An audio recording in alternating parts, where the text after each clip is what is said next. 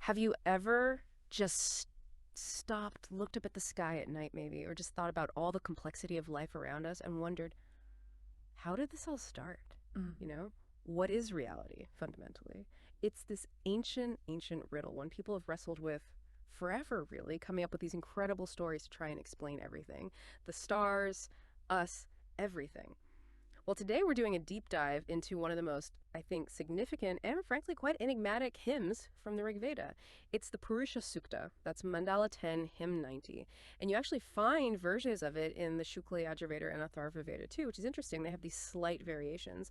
So our mission today is to explore this text, not, just as scripture, but as this really profound philosophical statement about cosmology, about reality itself. And we're going to be using Gurudeva Ashram's Understanding Vedas, specifically chapter 6 on the Purusha Sukta, as our guide.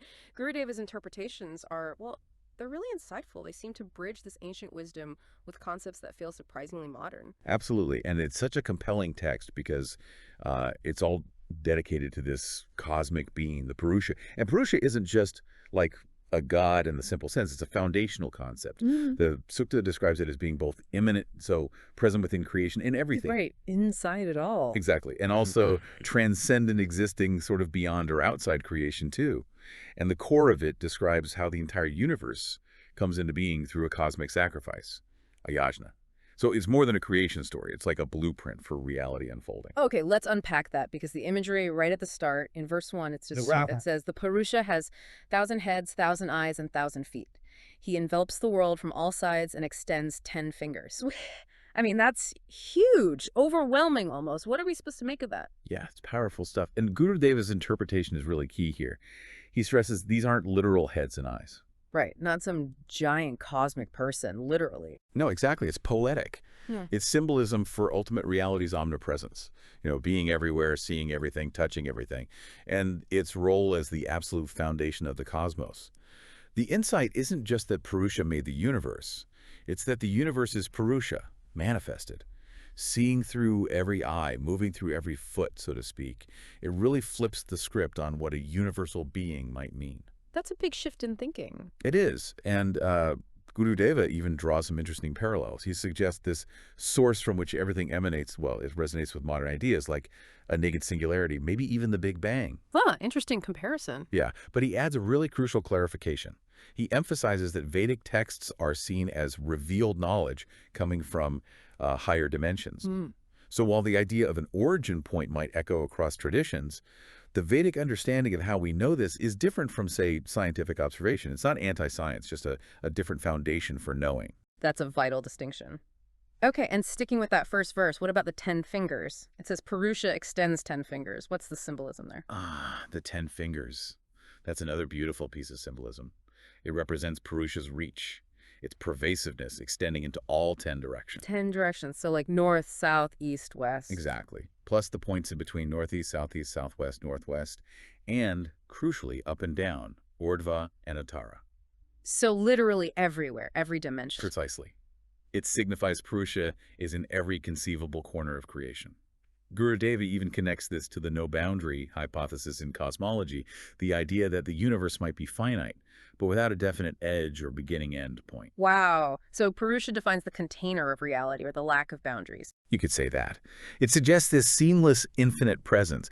And it's also really significant, I think, that the ancient seers, the rishis, they deliberately didn't give Purusha a single perfect form. They spoke of its 1,000 forms because they recognized our human perception, our limited dimensions, can't fully grasp the absolute. Right. It's too big, too fundamental to pin down with one image. Exactly. That's why they use these poetic, allegoric descriptions, and often they just refer to the absolute as that, just that, an indefinite term. Because no word can really capture it. Precisely. It shows this profound awareness of the limits of language and mind when you're dealing with ultimate reality. That makes sense. So moving to verse 2, it says, the Purusha is indeed all this creation in essence, that which existed in the past and that which will exist in the future. Everything is woven by the immortal essence of the great Lord, Purusha. Okay, so if Purusha is the source, this verse seems to say it's also everything, always. Past, present, future. It's not just the start. It is the whole show. You've nailed it. That's a crucial point. And Gurudeva explains this points to an eternal flow, like a constant an eternal loop. Hmm. And he talks about this rule of zero-sum game. Essentially, all the diversity and, the seeming separateness we see in the world, that's described as an illusion, Maya. It's real to us, but it's not the complete picture. So Maya isn't saying the world isn't real, but that its diversity hides a deeper unity. Exactly. It's like a pattern that conceals the underlying oneness. It's a call to question what our senses tell us is solid and separate. The ultimate reality is maybe simpler, more integrated. And what's really fascinating is that this verse also hints at a way to escape from the loop. Escape? Not physically escaping, but shifting consciousness. Yeah. The verse suggests two paths, either fully engaging, the need to entangle, or becoming purely an observer. And the observer's role, it's to realize that fundamental oneness, to see past the Maya, the illusion of separation our minds create. That leads right into a really deep psychological point in Gurudeva's commentary, doesn't it? What is all this Purusha, Maya, the observer? What does it mean for us, for the human journey? Yes, Gurudeva really emphasizes what he calls the central idea of the Vedic rishis, which is the journey of the human soul. It's a transition from death, which he doesn't just mean physical death, but the mortal state caught in matter, mind, life, these cycles, to immortality. And immortality here means? Infinite being, infinite consciousness, infinite bliss. And how do you get there? By trading falsehood for the truth. It's about rising above heaven and earth, which he interprets as our limited mind and body to reach the infinity of the truth, called mahas, and ultimately reaching divine bliss. He frames it as a great passage, something discovered long ago, a path to genuine inner transformation. Not just a nice idea, but a real potential. Wow. Okay, so back to creation itself. The sukta describes it not just as something that happened, but as this ongoing cosmic sacrifice, the yagna. That's a really potent image. How does this cosmic ritual actually work? The yagna concept is absolutely central. It starts in verse 5, which says, "From Purusha was born the Virat." Virat. What's Virat? Virat represents the physical world, the whole manifest universe, including Earth eventually. Right. But the key is, Virat comes from Purusha, and Purusha remains its underlying reality, its substratum. So the universe isn't separate from Purusha, it's like an expression of Purusha. Exactly, an emanation, kind of unfolding, with Purusha always there, underneath it all. The real insight here is that creation isn't a one-off event. It's this continuous act of cosmic transformation, the universe constantly being born from itself in a way. Okay, and verse 6 then uses seasons to describe the yagna itself, right? Spring was the clarified butter, summer the fuel, autumn the offering. Abbas, that's beautiful. It is, isn't it? Deeply poetic. Gurudeva sees this yagna as a metaphor for a profound cosmic process. He describes it as involving permutations and combinations of the Virat's bits and pieces with the subtle thread of Purusha. Like the universe experimenting with its own ingredients. Kind of, guided by Purusha's presence. And the seasons mark the stages. Spring is the spark, the catalyst, starting the chain reaction. Summer provides the energy, the latent heat and activation energy. And autumn. Autumn is the offering, Virat itself, the created world being offered back into the cosmic fire to generate further creation. It's this dynamic cycle of renewal. So through this cosmic offering, what are the first things that emerge? Verse 7 says the first divine men were created. They're described poetically, like holy water sprinkled with sacred kusa grass. Gurudeva explains these divine rishis, figures like the Saptarshis, the seven sages. Well, the ancient seers didn't just see them as myths, they interpreted them as representing nebula and constellation of stars. Like the Big Dipper, the Saptarshi Mandal. Exactly, that's his example. So even these great sages are woven into the cosmic fabric, celestial blueprints, guiding creation. Then came animals, Pashu, but verses 8 and 10 suggest these aren't just farm animals, right? It's more cosmic. Oh, absolutely. Gurudeva interprets Pashu here as cosmic rays. He talks about them revolving in a kind of fourfold configuration, representing types of heat, electromagnetic currents in space. He even links them to zodiac signs. Cosmic rays as animals? That's quite a leap. It is, and he gets specific with cows and horses. For him, they symbolize two companion ideas, light and energy, or consciousness and force. Cows represent the rays that nourish the whole universe, like a mother cow gives milk.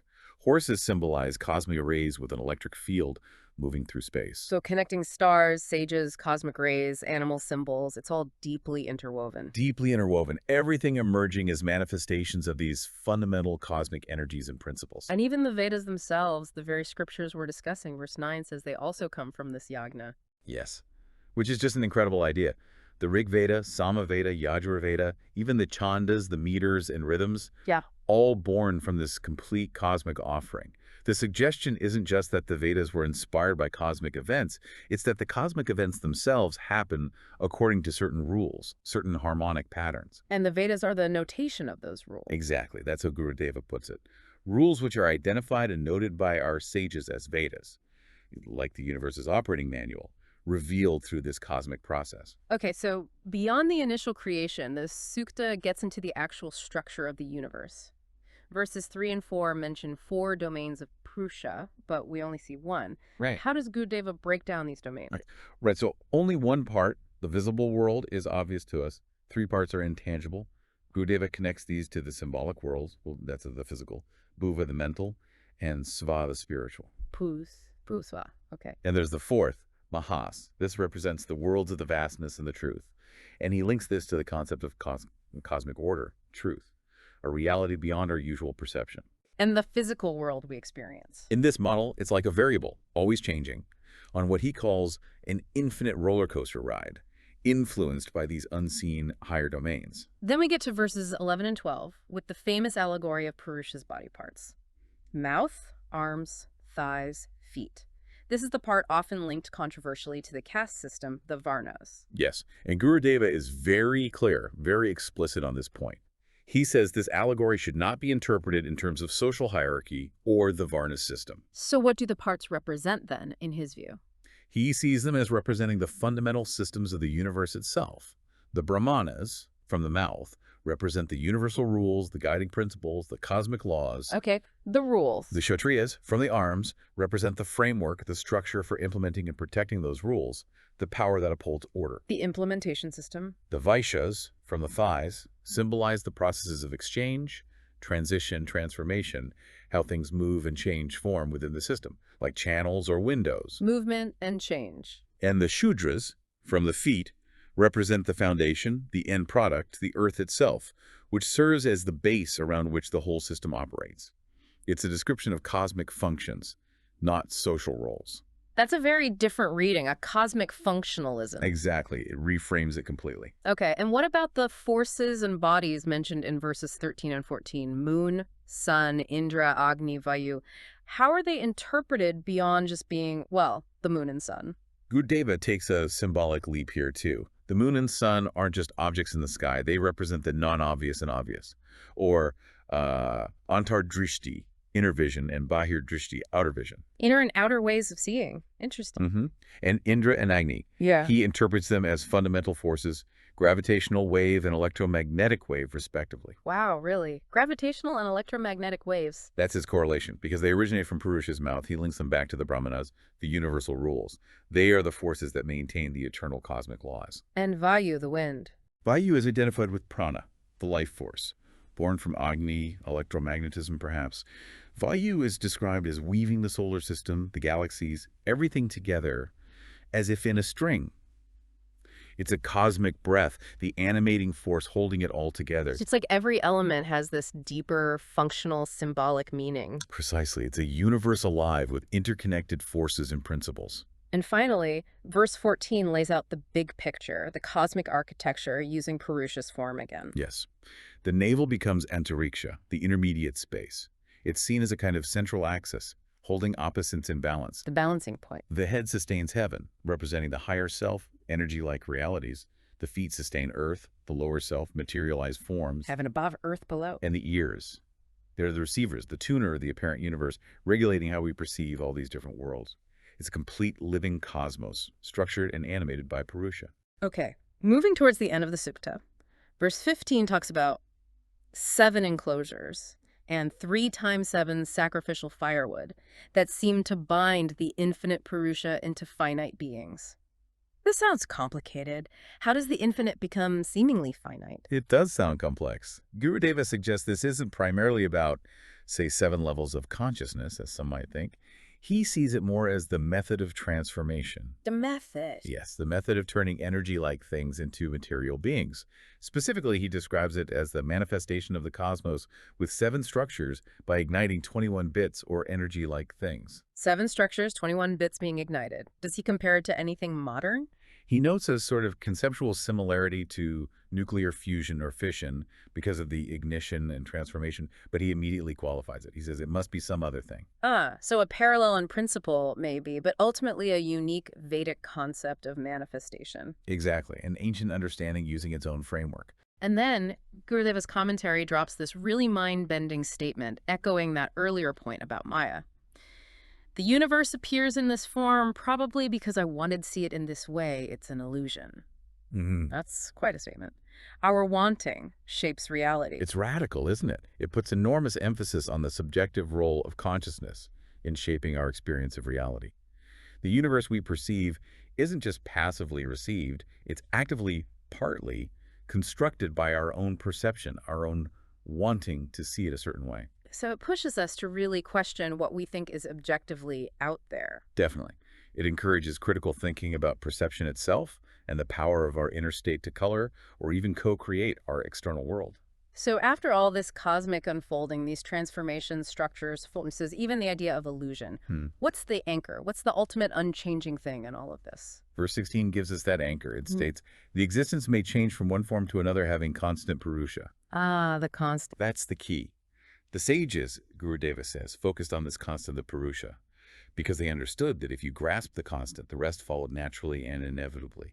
That's the ultimate reality behind all the change, all the phenomena, the silent, eternal witness, the ground of being that doesn't shift even when everything on it does. It's the stillness underlying the infinite roller coaster. That's a powerful place to land. Looking back at this whole deep dive, what really stands out to you about the Purusha Sukta, especially through Gurudeva's lens? For me, it's consistently the sheer depth you can find in symbolic language. How these ancient metaphors and allegories, when you unpack them carefully, reveal these incredibly sophisticated layers of meaning, and how those meanings can resonate across thousands of years. You see these spiritual insights touching on concepts that, feel almost scientific, even if the philosophy behind it is quite different.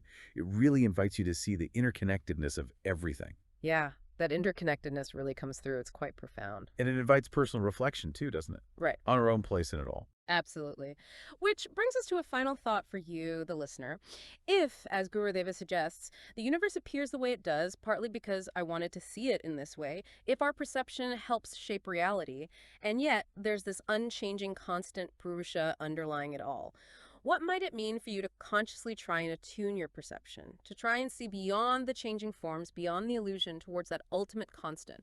What might change if you looked for the Purusha within and without? Something to ponder.